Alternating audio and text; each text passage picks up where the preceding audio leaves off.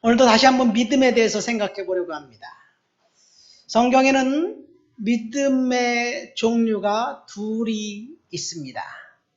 첫 번째는 종교 개혁자들이 그토록 외쳤던 믿음, 오직 믿음이라는 그런 단어에 나온 믿음입니다. 이 믿음 솔라 피데라고 이야기합니다. 믿음. 여러분, 이 믿음은 구원에 이르는 믿음입니다. 구원. 예수를 믿어야지만 구원을 받습니다. 그런데 두 가지를 얘기했어요. 예수를 믿어야만 구원을 받습니다. 예수를 믿지 않으면 절대로 구원받을 수가 없습니다.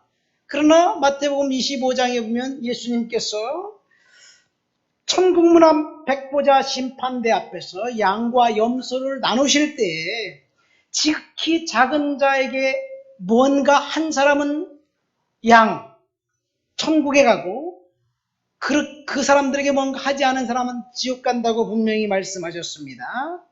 그러니까 우리가 이 세상을 살면서 예수를 믿었지만 우리가 나만 알고 그리고 이기적인 삶을 살고 세상에서 빛과 소금의 직분을 다하지 않으면 그 믿음은 예수님이 보실 때 가짜다는 이야기예요.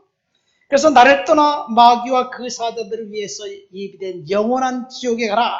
뭐 이렇게 주님이 선언하셨습니다.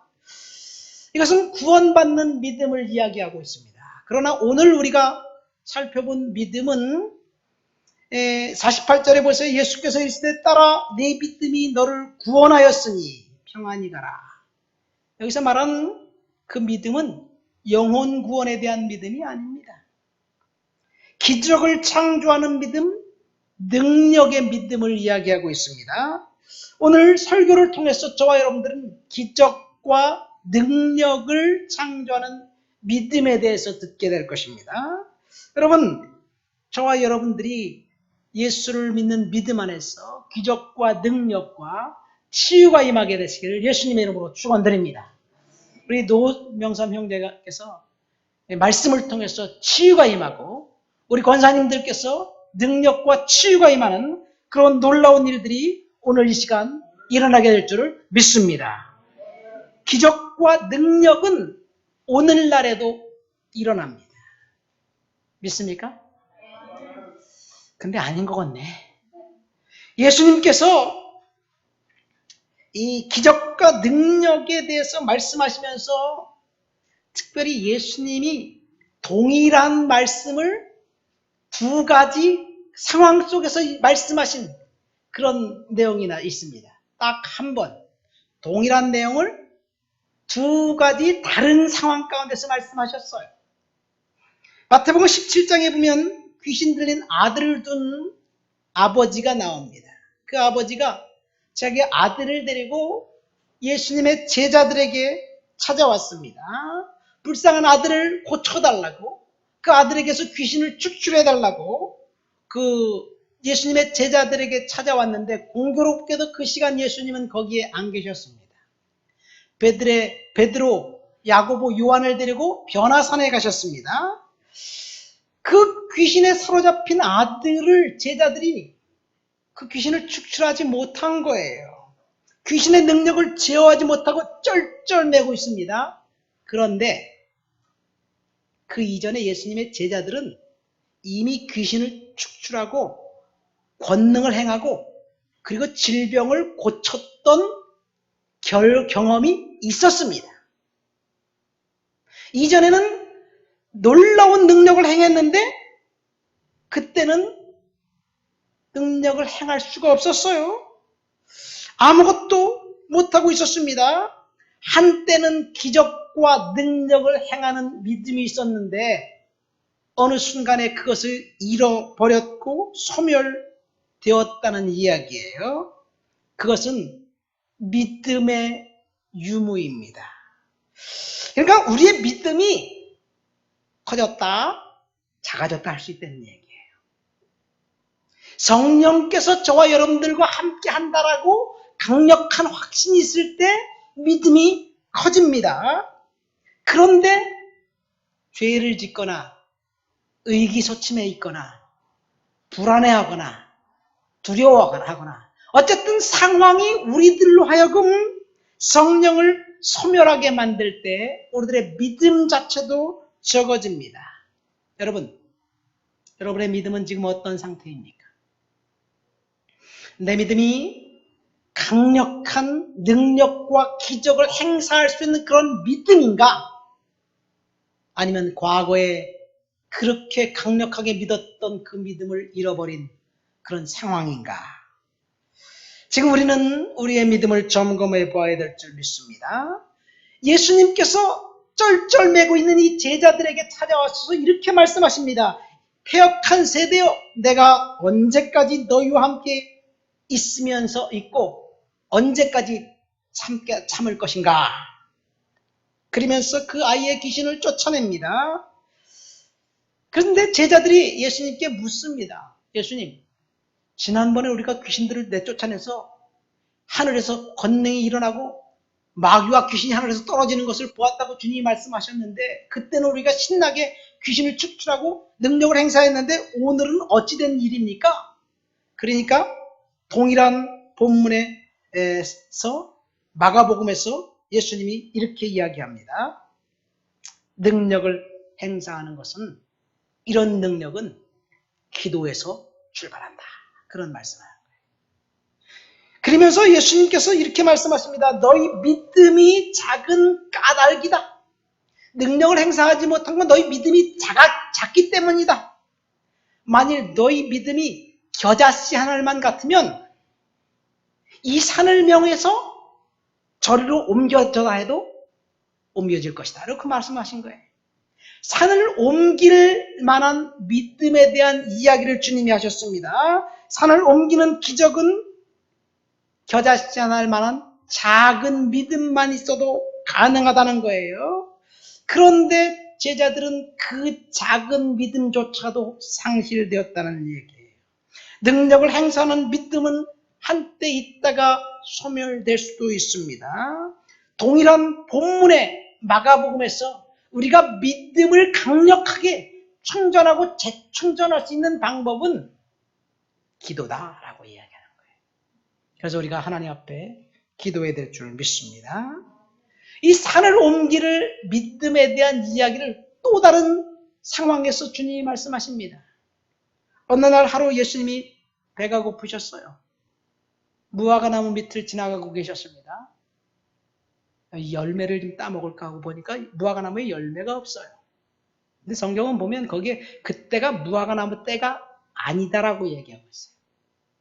그런데요, 무화과나무 열매가 풍성하게 결실할 때지만 사실은 그 열대지방 같은 데 가면요, 열매들이 시도 때도 없이 열려요. 네? 물론 열매가 열릴 때가 있지만 일찍 꽃이 핀 나무의 열매는 열리고 늦게 핀 나무의 열매는 열리고 막 시도 때도 없이 열려요. 그러니까 무화과나무 사실은 이 열매 때는 아니지만 무화과나무에는 항상 열매가 달려 있었어요. 근데 그 무화과나무는 열매가 없었습니다. 예수님이 지나가시고 예수님이 열매를 찾을 때 없었어요. 그래서 예수님이 저주하셨습니다. 근데 문제는 그 다음 날이에요. 그 무화과나무가 뿌리째부터 말라 없어진 거예요. 그러니까 베드로가 예수님에게 예수님 어째서 이 나무가 그냥 하루 사이에 말라버렸네요. 죽어버렸네요. 예수님께서 어저께 말씀하신 그것 때문에 아닌가요? 그런 질문이에요. 그러니까 예수님께서 뭐라고 말씀하셨느냐?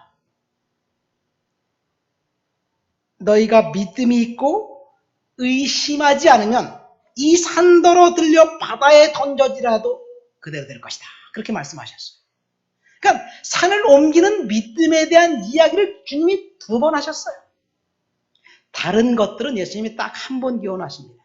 물론 복음서에 보면 이 마가복음, 마태복음, 누가복음, 요한복음 이렇게 각각 다른 각도에서 그 묘사를 했기 때문에 동일한 사건을 다른 상황에서 말씀하신 것 같지만 그렇지 않습니다. 그러나 유독 산을 옮기는 믿음에 관해서는 2번 서로 다른 상황 속에서 예수님이 말씀하셨어요.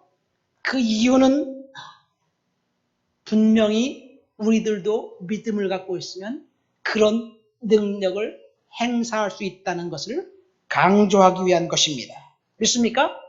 그 이유는 그 능력과 기적을 행사하는 믿음이 중요하다는 이야기입니다. 여러분, 우리는 기적과 능력을 우리의 믿음을 통해서 오늘날도 행할 수 있습니다. 저는 이런 능력이 오늘날도 일어날 수 있다고 믿습니다. 그런데 생각해 보세요.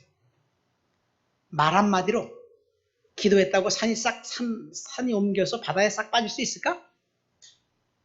그럼 이성적으로 생각해 보자고요. 가능합니까? 포크레인을 옮기면 되지. 어떻게 말로 한마디로 할 수 있을까? 우리 그렇게 생각해요. 그러니까 인간의 기술로는 가능한데 하나님의 능력으로는 할 수 없다라고 생각하는 거예요. 사실은 우리가 믿는다고 생각하지만 인간의 과학과 기술은 믿어도 하나님은 믿을 수 없다라고 생각해요. 왜요? 과학과 기술을 통해서 우리는 지금 뭔가 할 수 있는 시대에 살고 있지만 하나님의 능력은 눈에 보이지 않기 때문에 그렇다고 생각합니다. 여러분, 그것이 우리의 믿음이에요. 포크레인으로 산을 파서 바다에 매립할 수는 있지만 하나님께서는 할 수 없다라고 생각합니다. 그런 믿음 때문에 우리는 능력과 기적을 행사할 수 없어요. 오늘 본문에 보면 두 사람이 나옵니다. 절망에 빠진 한 남성과 한 여성의 이야기입니다. 이 남성은 회당장이에요. 그 남성은 소위 말하면 성공했다고 생각되는 사람입니다. 회당장은 사회적인 지위가 있는 사람이에요. 회당장을 오늘날로 말하면 면장 정도 된다고 생각하면 됩니다. 면장이나 한 군수 정도. 근데 군수로 끝나는 것이 아니라 회당은 어떤 기관이냐면요. 거기가 재판하는 장소고 그 다음에 주민들이 모여서 회의하는 그 지방자치단체 의회 역할도 합니다. 그러니까 그 다음에 그 마을을 그 지역을 치리하는 경찰서 역할도 해요.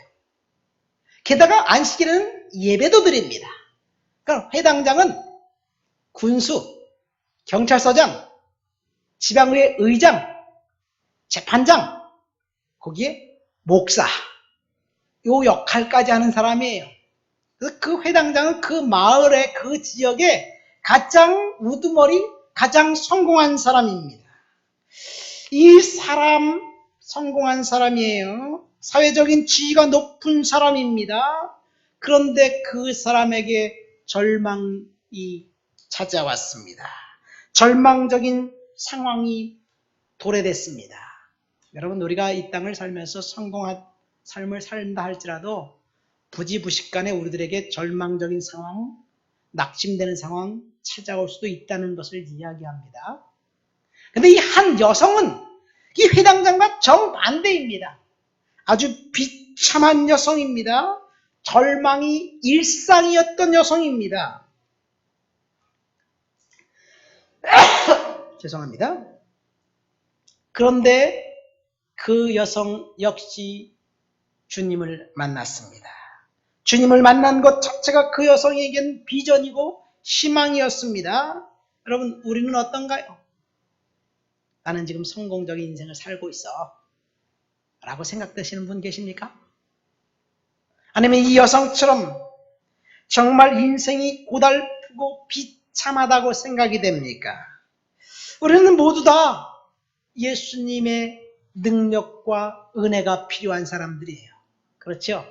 우리에게는 예수님의 능력과 은혜가 필요합니다. 그래서 예수님을 만나야만 기적을 경험할 수 있고 축복된 인생을 살아갈 수 있습니다. 여기에 나온 회당장 보세요. 성공적인 인생을 살아가고 있는데 외동딸이 병이 걸려서 죽어갑니다. 그러니까 예수님에게 찾아갑니다. 가련한 여성, 정말 죽지 못해 살아가는 이 여성이 희망이 생긴 것은 예수에 대한 소문을 들은 것에서 출발합니다. 회당장도 그렇고 이 여성도 그렇고 예수에 대한 소문이 들리니까 그 사람의 인생에 비전과 희망이 생기기 시작한 거예요. 그래서 우리는 예수의 이야기를 해야 돼요. 나가서 예수를 전해야 돼요. 예수님을 만나면 축복이 임한다는 사실을 우리는 반드시 전해야 됩니다.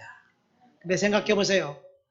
예수를 전하는 것 자랑스러운 일입니까? 부끄러운 일입니까? 오늘날은요, 예수를 전하는 것이 부끄러운 일이 되어버렸어요. 어느 순간인가부터인가. 예수가 그토록 축복이고 그토록 자랑스러운데 예수 믿으라고 너나 잘해라. 교회에서 하는 것들 보니까 내가 예수 안 믿는 것이 더 낫겠다. 뭐 이런 세상이 돼버렸어요. 오히려 이단들이 더 극성입니다. 본문에 보세요. 한 그 남성 회당장을 살펴봅시다. 그는 존경받는 그 지역사회의 어른이었습니다. 그런데 외동딸이 아프자 예수님에게 찾아가서 예수님의 발 앞에 무릎 꿇고 예수님, 내 딸을 우리 집에 오셔서 내 딸을 고쳐주십시오. 이렇게 요청합니다. 여러분, 예수님이 그 회당장이 예수님에게 찾아왔을 때 예수님이 뭐라고 말했나요? 성경에 보면 한마디도 말 안 했어요. 그냥 가던 길을 가고 계셨습니다. 그런데 예수님에게 회당장이 찾아왔다는 얘기예요. 문제가 생겼을 때 그 문제가 예수님을 만나고 예수님을 찾아갈 수밖에 없는 상황이 되었어요. 그러니까 문제는 사실은 더 이상 문제가 아니에요. 누구에게? 예수님에게 찾아가는 사람에게는. 그러니까 문제가 이 남성에게 축복의 출발점이었어요. 문제가 없었다면 예수님에게 찾아갔을까요? 사실은 우리 성도들은 문제를 축복으로 바꾸는 사람들이에요. 우리는 문제를 축복으로 바꾸는 사람들이에요. 문제가 축복입니다. 모든 축복은 문제에서부터 출발합니다. 이것이 본문의 핵심이에요. 이것이 은혜입니다. 왜 우리가 예수님에게로 가야만 합니까? 그 이유는 우리가 문제가 있기 때문에 그래요. 예수님만 만나는 것이 유일한 희망입니다. 이것이 본문을 통해 주시는 첫 번째 교훈이에요. 나에게 문제가 있어요. 그것이 축복이고 그것이 희망이고 그것이 예수를 만날 기회입니다. 믿습니까? 회당장이 갈급한 마음으로 예수님에게 달려갔습니다. 그런데 상황이 이상하게 진행됩니다. 무릎을 꿇고 예수님에게 조아리고 그리고 예수님에게 도와달라고 요청했는데 예수님은 한마디 말씀도 안 하고 그냥 가던 길을 갑니다. 그런데 거기에 이 남성이 가슴 아프게 하는 사건이 벌어집니다. 뭐예요? 이 남성 입장에서 볼 땐 예수님을 가던 길을 딱 붙잡고 어디로 데리고 가야 돼요? 자기 집으로 데리고 가야 돼요. 무조건 자기 집으로 데리고 가야 돼요. 그래서 자기 딸을 고쳐줘야 돼요. 그런데 한 여인이 불쑥 튀어나오는 거예요. 수많은 사람들이 서로 밀치는 통에 무슨 일이 일어났는지 아무도 눈치채지 못했습니다. 그런데 예수님이 가던 길을 딱 멈췄은 거예요. 그리고 질문합니다. 이 중간에 삽입된 이야기가 들어있습니다. 12회를 혈루증으로 앓았던 이 여인, 예수님의 가는 길을 가로막았습니다. 그 여인은 내가 예수님의 옷자락에 손을 만지면 나는 병을 날 수 있을 것 같아. 그런 믿음이 언제부터 생겼습니다. 가만히 생각해 보세요. 예수님의 옷자락에 손을 만지는 것, 만약 우리들이라면 손을 만지는 게 쉬웠을까요? 어려웠을까요? 어렵다고? 왜 어려워? 예수님은 만날 수가 없기 때문에 그렇구나. 사람들이 하도 많아가지고. 그래서 어렵구나. 사실은요, 우리는 예수님 옷자락에 손 만지는 것이 문제가 되지 않아요. 그러나 이 12회를 혈루증으로 앓았던 이 여인 입장에서 봅시다. 혈루증은요, 여성들이 하혈을 하는 질병이에요. 그것도 날마다 매일. 남성들은 그 질병이 어떤 질병인지 잘 모를 거예요. 아마. 가만히 생각해 보세요. 하혈을 날마다 한다고 생각해 보세요. 얼마나 고달플까요? 요즘처럼 여성용품이 잘 발달된 세상도 아닙니다. 이 하혈을 하면 자동적으로 따라오는 건 빈혈이에요. 빈혈이 오면 삶의 의욕이 상실됩니다. 아무것도 하고 싶지 않습니다. 그렇게 12년 동안을 지냈습니다. 그러니까 얼마나 비참했을까요? 근데 그것보다 더 비참한 것이 있어요. 그건 뭔지 아세요? 구약성경 레위기에 보면 여성이 생리를 하면 그것이 부정한 상태라는 얘기예요. 성경은 좀 이상해요. 예? 여성이 하혈하는 게 왜 부정해? 율법에 보면 왜 피를 그렇게 아주 민감하게 다루냐면 피는 생명이라고 생각했기 때문에 그랬어요. 그래서 피와 함께 먹지 말아라, 피를 먹지 말아라, 뭐 이런 얘기도 있어요. 그래서 여성이 생리하면 부정하다고 성경은 율법은 진단합니다. 그래서 생리가 끝나는 날부터 시작해서 7일간 비둘기 2마리, 산비둘기나 집비둘기 2마리를 가지고 제사장에게 갖고 가야 돼요. 비둘기 1마리는 하나님 앞에 예배드리는 번제로 드리고 1마리는 하나님 앞에 죄를 속죄받는 속죄제로 드리는 거예요. 그러니까 여성이 생리하는 건 죄라는 얘기예요, 성경에. 어째 그럴 수가 있어요. 이것이 율법의 규정입니다. 그러니까 생리하는 기간에, 피를 흘리는 기간에 이 부정한 여성이 앉고 일어서고 만지고 행동하는 것 모두 다 부정해요. 그러니까 여성이 예수님의 옷자락에 손을 만졌다? 부정한 여성이. 그러면 큰일 나는 거예요. 그 다음에 이 부정한 여성이 사람들이 지나가는데 갔다. 그래서 그 여성을 스치고 지나갔다. 그러면 스친 사람이 부정타니까 돌을 던져서 죽일 수도 있는 거예요. 그게 율법입니다. 세상에 어떻게 그럴 수가 있어요. 근데 예수님이 오시고 난 다음에 이 율법을 싹 없애주셨어요. 얼마나 감사한지 몰라요. 그렇죠? 율법에 대한 이야기를 언젠가 제가 기회가 되면 설명드릴 날이 있을 거예요. 이 여성은 날마다 하혈했습니다. 남성 위주의 사회에서 이 여성은 결코 사람들이 있는 곳에 가면 안 됩니다. 그런데 군중을 헤집고 예수님에게 찾아갔다는 것은 대단한 결단이에요. 막 사람들의 틈을 비집고 막 이렇게저렇게 흔들면서 사람들을 만지면서 갔잖아요. 그러면 다 부정타게 만드는데 그럼에도 불구하고 이 여성이 예수님에게 찾아갔습니다.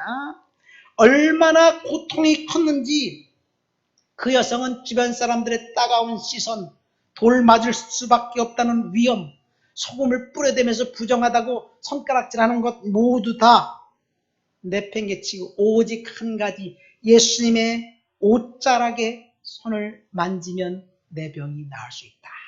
믿음, 그 믿음을 갖고 있었습니다. 여러분, 이 여성이 마가복음에 보면요, 12년 동안 있으면서 모든 재산을 다 탕진했어요. 근데 의사를 만나도 효험이 없었습니다. 마지막 이제 남은 것은 예수님을 만나는 희망밖에 없었습니다. 그러니까 중요한 것은 우리가 이 여성처럼 예수님을 만나면 우리의 문제가 해결될 수 있다는 그런 희망을 우리가 가질 때 저와 여러분들의 축복이 시작될 줄을 믿습니다. 사실 우리는 요즘 너무나 편안한 삶을 살고 있기 때문에 예수가 필요 없어요, 사실은. 예수가 필요 없는 세상에 살고 있어요. 하나님께 기도할 필요 뭐가 있습니까? 달라고 뭐하러 기도해요? 돈 내고 사 먹으면 되는데, 사면 되는데. 쓰기에 충분한 만큼의 돈이 있고 사회적 지위가 있고 공부를 할 만큼 했던 사람들, 남부럽지 않게 사는 사람들, 더 이상 하나님이 필요 없고 예수가 필요 없는 사람이 우리 주위에 얼마나 많이 있는지 모릅니다. 물론 사람들은 상대적으로 비교해서 만족을 못하고 있기 때문에 만족하지 않습니다. 그러나 우리 주위에 보세요. 하나님이 필요 없는 사람이 얼마나 많은가요? 제가 고등학교를 졸업하고 직장 생활을 했어요. 저는 공고를 나왔기 때문에 이 공장에서 일을 했어요. 제가 다니던 회사가 무역회사였기 때문에 그 무역회사에 이 영어를 잘하는 자매가 있었어요. 근데 나이가 저하고 같고 그래서 그 자매하고 잘 통했어요. 말도 잘 통하고. 그런데 이 자매는 그래서 제가 자매를 만나면 이야기하다가 너 예수 믿었으면 참 좋겠다. 그러니까 뭐 아무런 대답도 안 해요. 웃기만 해요 그냥. 그래 나 그 교회 갈게. 네 얘기 들어보니까 교회를 가고 예수를 믿어야 될 것 같은데 딱히 뭐 예수 믿을 필요성이 없는 것 같아 나는. 뭐 그런 이야기예요. 여러분 이런 사람이 얼마나 많이 있나? 사실은 그런 사람이 가장 불쌍한 사람이에요. 가만히 생각해 보세요. 기업의 회장님이 예수가 필요하나요? 필요한 사람들이 있죠. 기업의 회장님도 예수 믿는 사람들 많지요. 요즘 매스컴에 나오는 파렴치한 정치인들 보세요. 예수가 필요하다고 생각할까요? 아마도 예수님이 필요하다면 그렇게 거짓말하고 천연덕스럽게 법을 이용해서 자신의 어떤 그런 것들을 수탈하거나 그렇게 하지 않을 거예요. 세상에는 예수가 필요하지 않는 사람들이 너무나 많아요. 그런데 이 여성은 비참하지만 예수님 앞에 나갈 수밖에 없었어요. 그러니까 질병은 이 여성에게 축복이었습니다. 만약 질병이 없었다면 예수님에게 찾아갔을까? 모르지요. 어쨌든 12회를 혈루증을 앓았던 그 여성 주님을 만나서 특별한 감동적인 시간을 보내고 있었겠지만 그 시간 예수님 옆에 있었던 그 한 남성 회당장은 어땠을까요? 그 여성처럼 감동의 시간을 갖고 있었을까요? 사실 그 남성 아마 속이 타들어갔을 거예요. 야 저리 비켜라. 예수님 지금 바쁘단 말이야. 우리 집에 가야 된단 말이야. 네가 왜 방해하냐. 뭐 이렇게 말하고 싶었을 거예요. 우리가 위기라고 느끼는 그 순간 사실은 예수님은 위기라고 느끼질 않아요. 믿습니까? 회당장은 절박한데 예수님은 딴청을 떨고 계셨어요. 예수님에게 빨리 우리 집에 가주세요. 그렇게 이야기하고 싶지만 예수님은 가던 길을 멈추고 그리고 거기서 지체하고 있었습니다. 여러분도 그런 경험을 해보셨나요?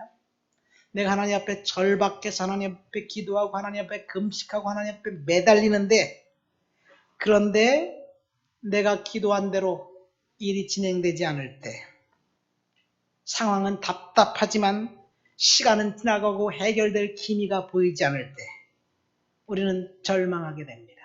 그러나 문제가 점점 더 꼬여가고 더 상황이 좋지 않게 진행된다 할지라도 문제의 해결은 주님의 손에 있다는 사실을 믿으시기를 예수님 이름으로 축원드립니다. 야이로가 딱 그런 상태에 예수님은 앞으로 나가지 않습니다. 여기에 미묘한 갈등이 노출됩니다. 예수님은 야이로의 생각은 까맣게 잊어버린 것 같습니다.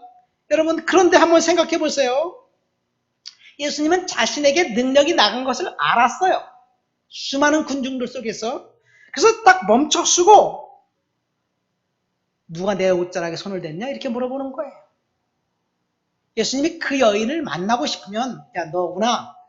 너 참 잘했다. 너 그동안 힘들었구나. 그래 네 믿음이 너를 구원했어. 이제 편하게 가라.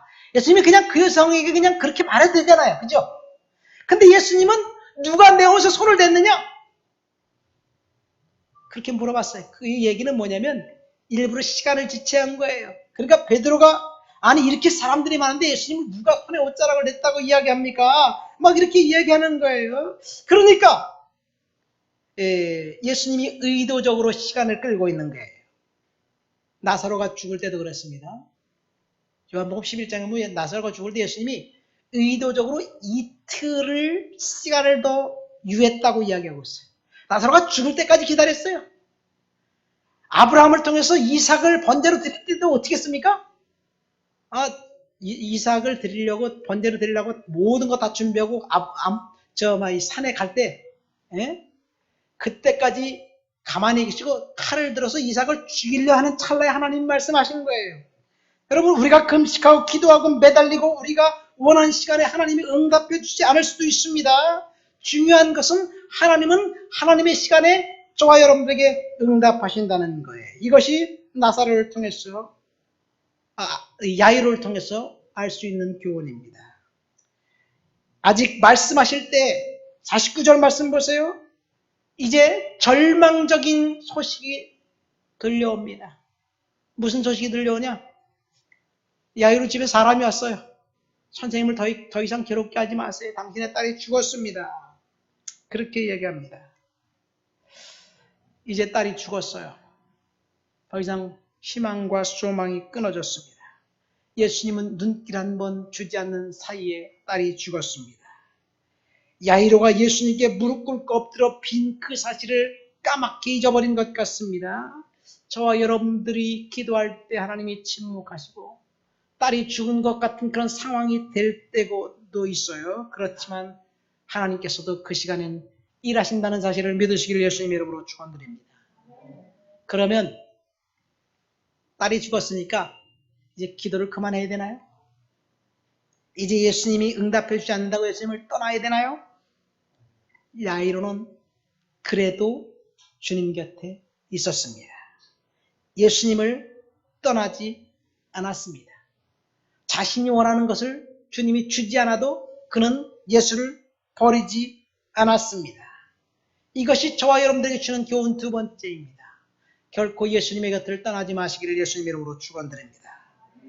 절대로 예수님께 기도하고 난 다음에 낙심하지 마십시오. 예수님 곁에 계십시오.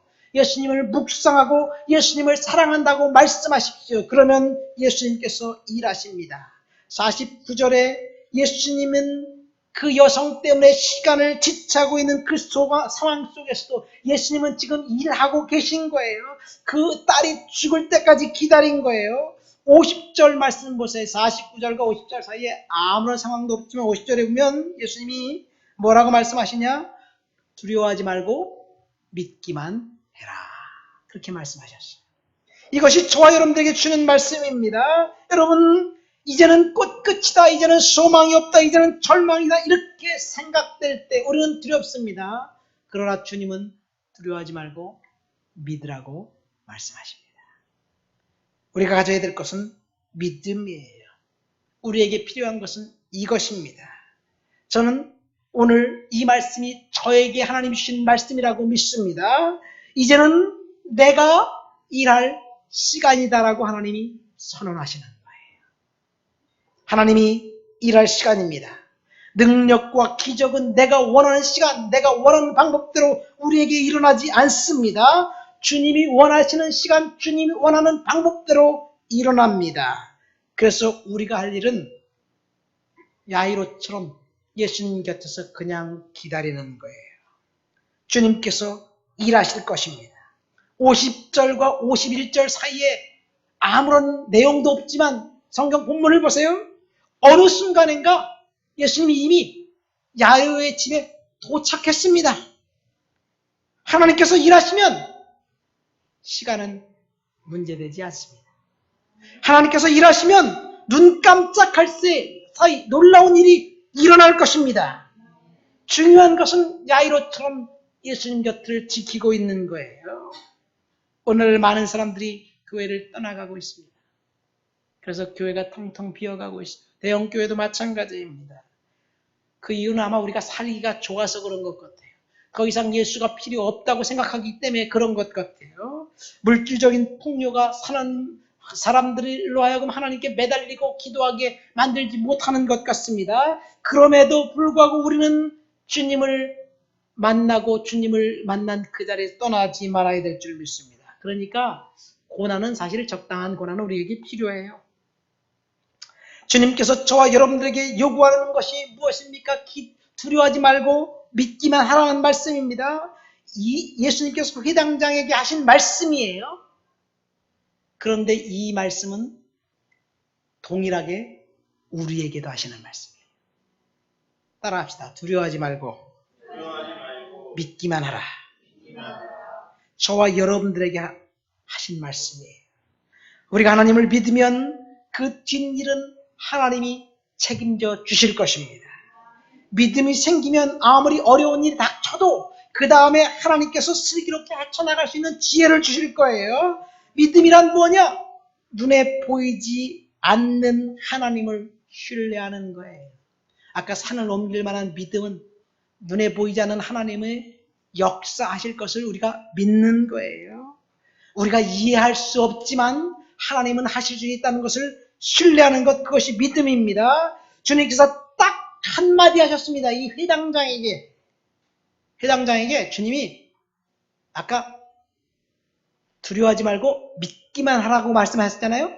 근데 사실 회당장은 그런 말을 듣고 싶었을 거예요. 예수님에게 찾아가서 무릎 꿇었을 때, 그래? 내가 내 딸을 고쳐줄게. 그러냐? 빨리 가자. 기다려라. 내가 너 분명히 고쳐줄 거야. 이런 말을 듣고 싶었을 거예요. 근데 예수님은 그런 말을 한마디도 안 했습니다. 아니, 신청도 안 했어요. 반응이 전혀 없었습니다. 그럼에도 불구하고 회당장은 예수님을 따라간 거예요. 이것이 기적을 체험할 수 있는 믿음입니다.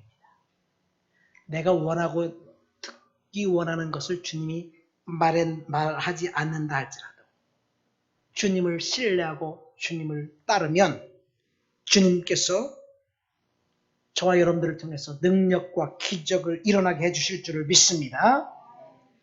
말씀을 맺습니다.